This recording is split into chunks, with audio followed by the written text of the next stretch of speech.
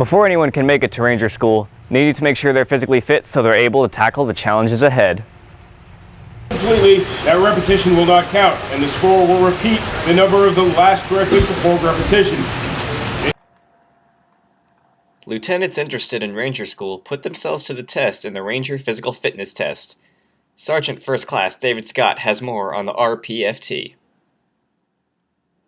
On the first day of Ranger School, we start out with the Ranger Physical Fitness Test, which is comprised of push-ups, sit-ups, a 5-mile run, and pull-ups.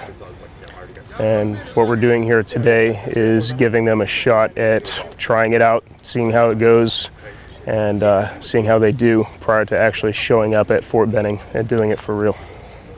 Begin!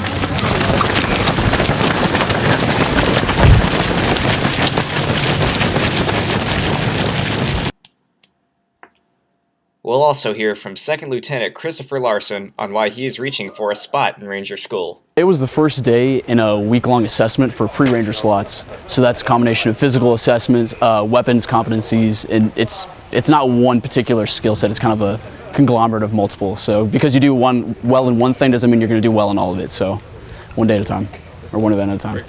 If you treat any training like it's real, it's going to prepare you for deployment, make sure that you're ready. So I figure Ranger School is one of the best ways to be ready to deploy as a platoon leader.